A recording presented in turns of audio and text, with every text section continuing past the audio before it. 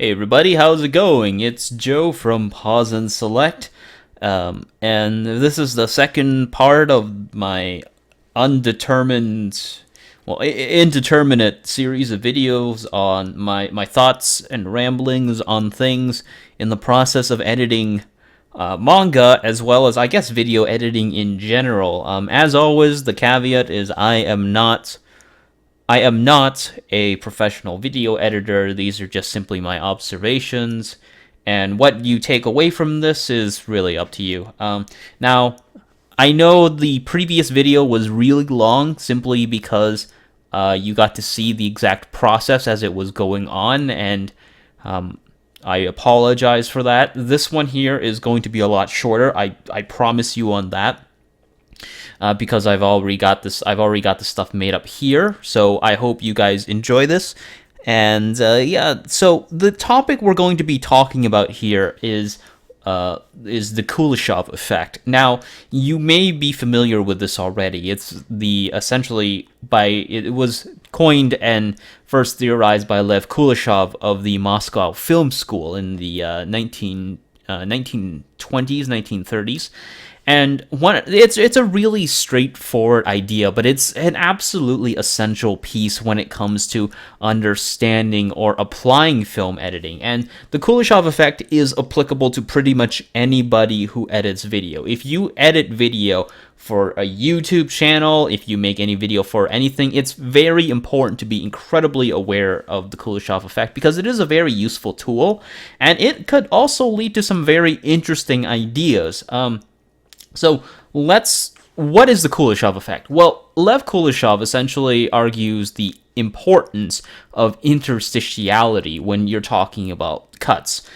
He was famous for having the shot of a man's face, and then it would cut to a shot of a bowl of soup, for instance.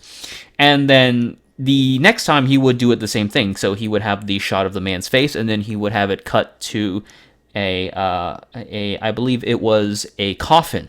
My memory is a little faulty here, but a coffin. And the idea here is that the audience would essentially say that they register different reactions to the man in the act of watching that, even though the expression was the exact same. They essentially felt very different things, and that's incredibly important when we're talking about video editing, because when we take video footage and then we put it side to side with something, we have to be very careful about what sort of message we're sending, because oftentimes it can create some very unintended, or it can actually be used to manipulate people into feeling slightly different emotions. So let me show you an example here. Now, I don't have really better footage to use, so I'm just going to make do with the footage I have on my computer right now. I didn't bother to download footage of a show that I could probably display this more effectively. But so here I have episode 2, the scene of episode 2 where Miyano in Tanaka-kun wa itsumo keraruge. So I have the scene where Miyano is explaining why she's doing this, why she wants to be like this. And so we have the original footage here. So we have her, and then she sort of reveals why she wants to do this. We can actually sort of manipulate this footage a little bit to actually elicit very slightly changed emotions. So for instance, I've got about 3 different samples I've just made really quickly here. So for instance, the first one here is it can actually be edited to actually change the emotion of the original scene a bit. So for instance, if you look here, if you just take a look at the part over here, let's go.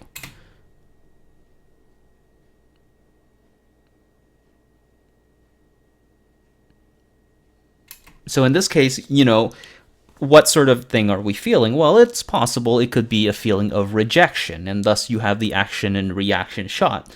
It's getting into our headspace and feeling a rejection. When we go into another one, for instance, we can look at it, same thing.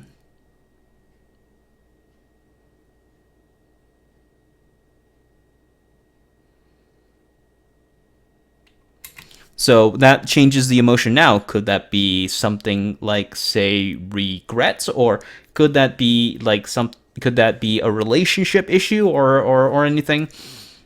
And the third one here is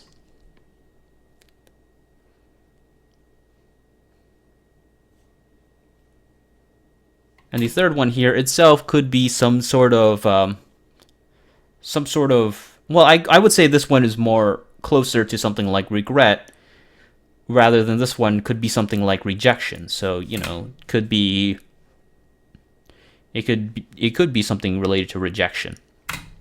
And so, as you can see here, just varying degrees of effectiveness, because it will obviously hit people at different levels. But you can see here we have the exact same shot. That has essentially been stitched together with a middle shot that completely changes how we interpret the specific scene going on.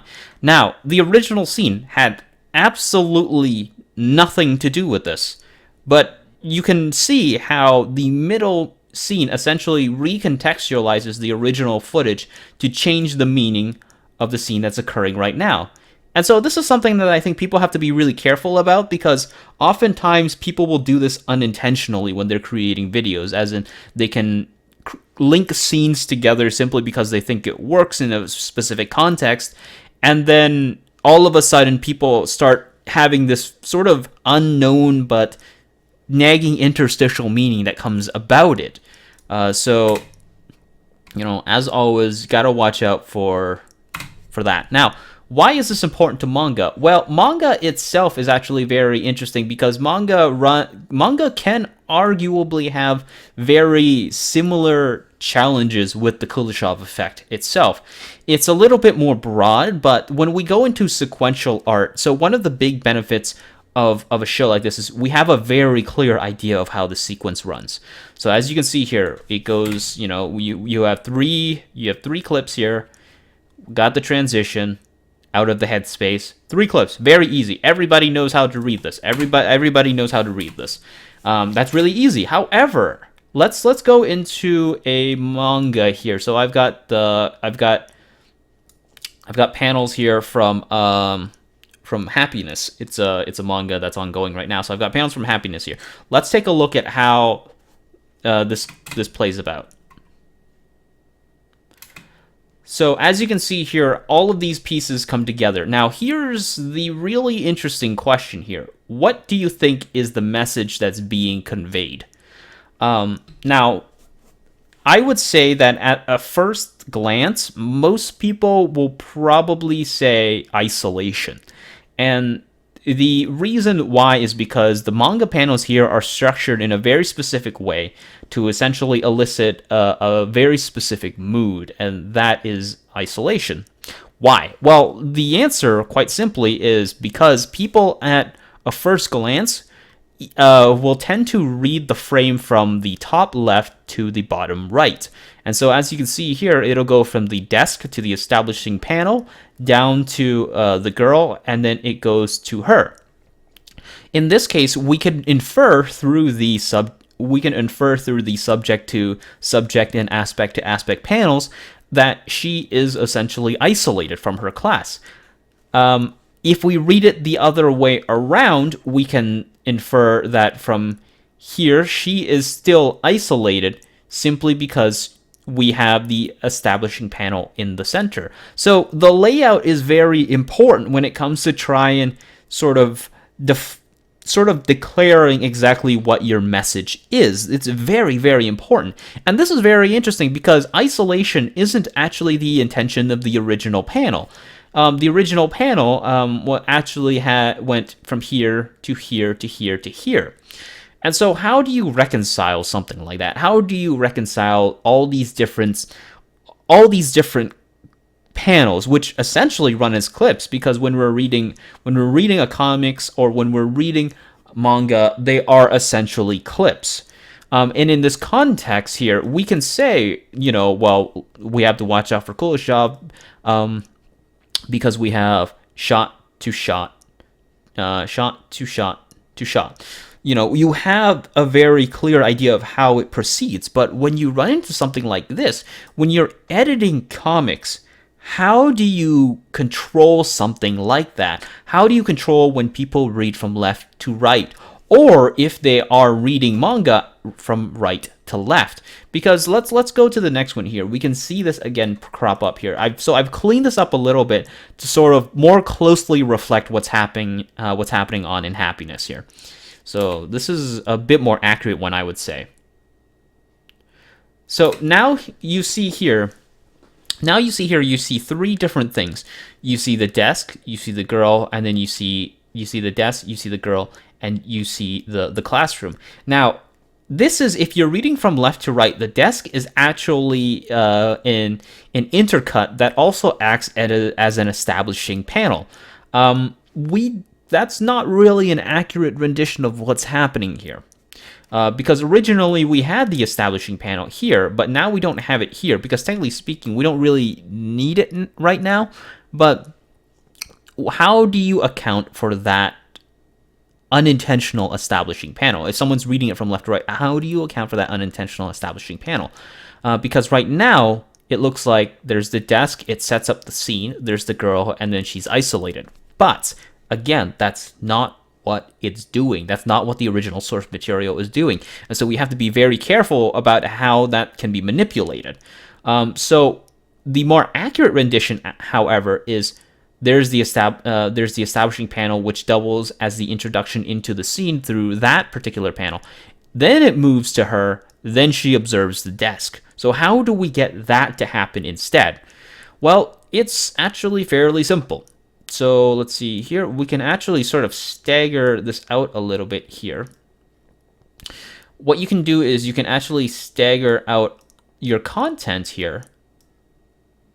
That is the middle one. So that one actually goes in here. This one goes in here. So now what you can do here is when you stagger out the first panel, it forces the reader, instead of reading from left to right, it forces the reader to start from the right, and then they go from right to left, because they instantly see the manga panel, then they read from right to left. So now, as you can see here, the reading is a lot more smooth, and it's a lot more accurate. And as a result, we have a better sense of exactly what would be the, I would say, the quote-unquote correct sequence. Still, from left to right, it is completely different. It tells a completely different story. It tells a story of isolation, but that's not the story that the original manga is telling. The original manga is telling a story of somebody missing from the desk.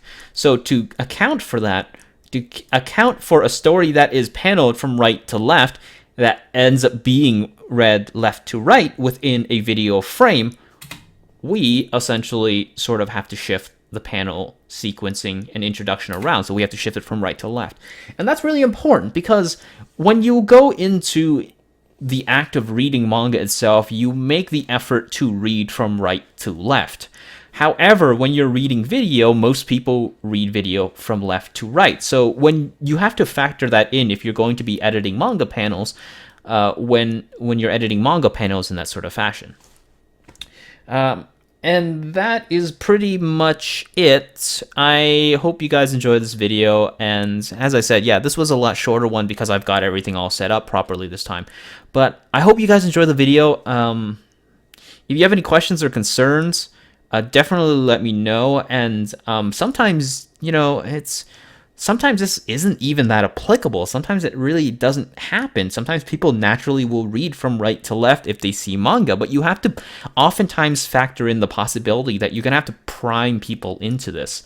So, which is why I made this mention here, because sometimes people don't do it. Sometimes people will literally just read from left to right, and how you've structured it could mess up how people interpret the piece. And yeah, that's pretty much it. I hope you guys enjoy your day. And peace.